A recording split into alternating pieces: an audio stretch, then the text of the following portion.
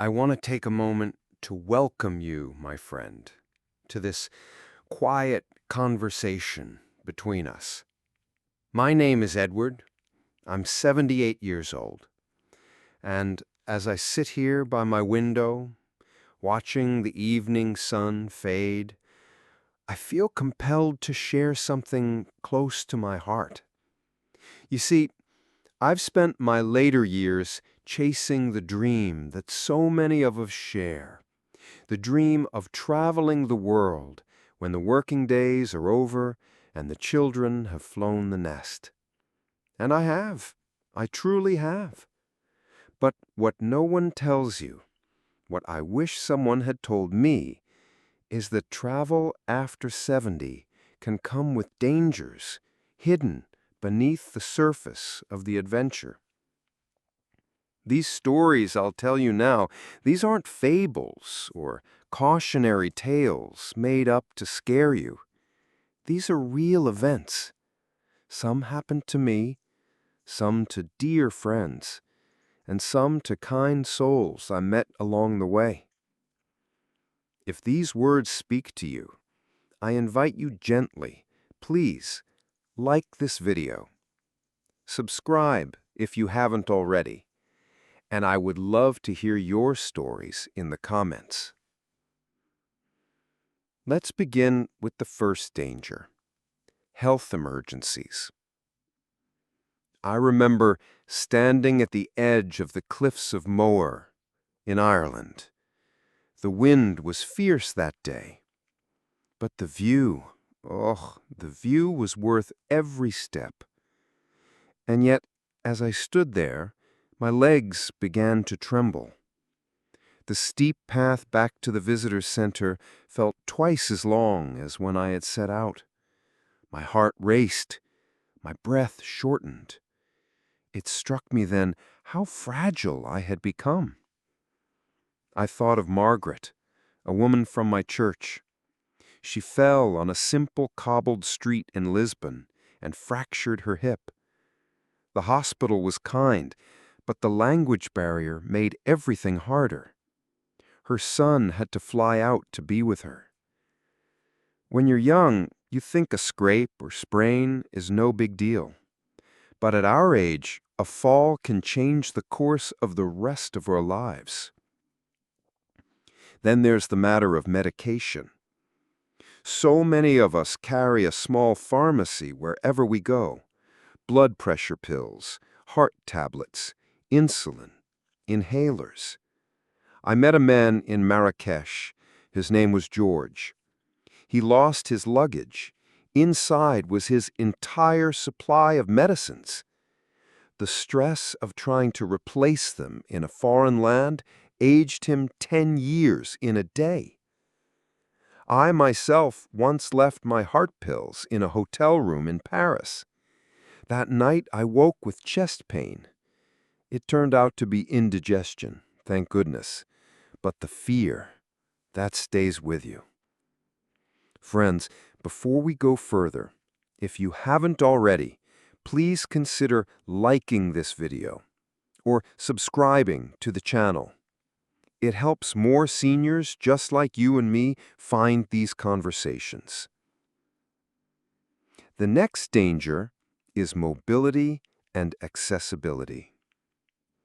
We see the photos of the Eiffel Tower, the Great Wall, the bustling souks of Morocco, the quiet canals of Venice.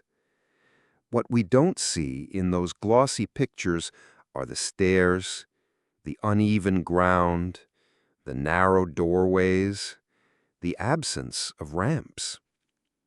I remember Venice, a city I dreamed of for decades, but I spent more time struggling with bridges and steps than gazing at the beauty. My friend Helen missed out on the ruins at Machu Picchu because no one had told her how difficult the terrain would be. We don't want to admit it, do we? That our bodies don't keep up with our spirits. But there is no shame in planning for accessibility.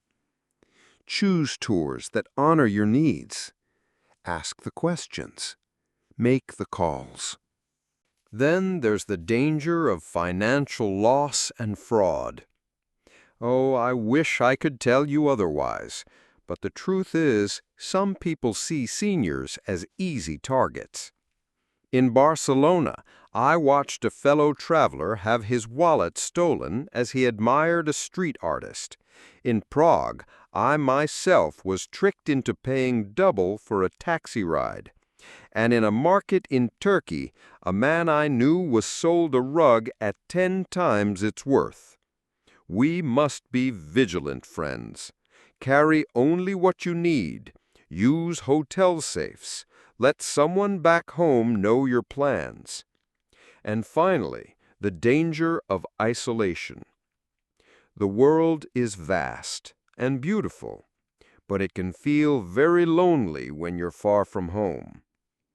I remember Tokyo. The neon signs glowed. The city pulsed with life, but in my room the silence was deafening. I longed for a familiar voice, a hand to hold, a laugh shared over tea. But there are ways to ease the loneliness. Small group tours, local guides who become friends, staying connected through calls, messages, video chats. Let me share a few more true stories. Thomas traveled to Egypt at 75. He was healthy, or so he thought. A sudden stomach illness struck. Without insurance, the cost of care drained his savings. Louise lost her hearing aid on a river cruise. She struggled through the rest of the trip in near silence. Peter and Joan forgot to check their flight times. They missed their plane, stranded overnight without their medicines. These aren't meant to frighten you. They're meant to prepare you. I want to leave you with a few pieces of advice that I hope will serve you well. First, always carry copies of your prescriptions. Keep them in your bag, in your suitcase, even tucked into your wallet. Second, pack more medicines than you think you'll need. Third, choose destinations and tours that welcome seniors with open arms.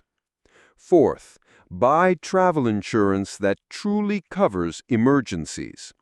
Fifth, stay connected with family, with friends, with fellow travelers. And sixth, trust your instincts. If something feels off, listen to that inner voice. And remember, my friend, you are not alone. Before I say goodbye, I ask once more.